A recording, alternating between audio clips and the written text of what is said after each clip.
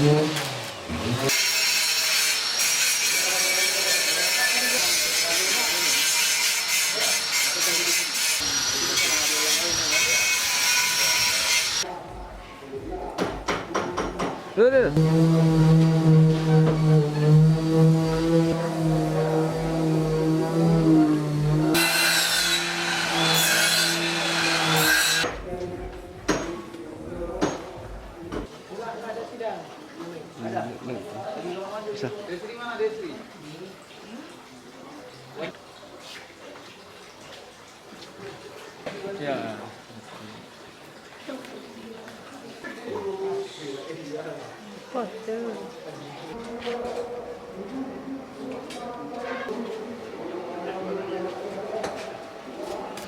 Positif sekali ya untuk kami warga binaan di sini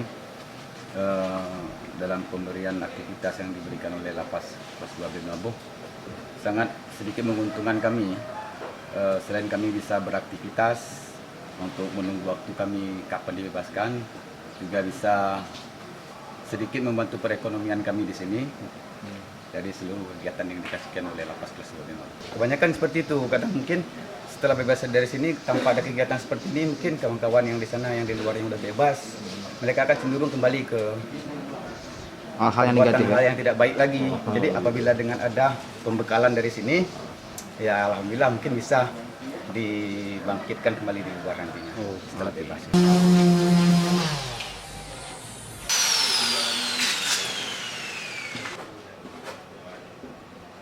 Jadi apa yang kita lihat ini adalah salah satu bentuk pembinaan kemandirian yang dilakukan oleh Lapas Kelas 2 Labuh yang bukan saja untuk membunuh itu dengan kegiatan positif, namun sebagai bekal mereka nanti setelah kembali ke masyarakat.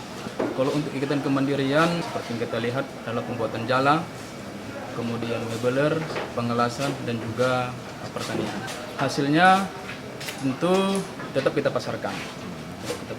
Sebagai suatu contoh yang kita lihat ini adalah pembuatan jala. Itu adalah produk unggulan di Lapas Labuh.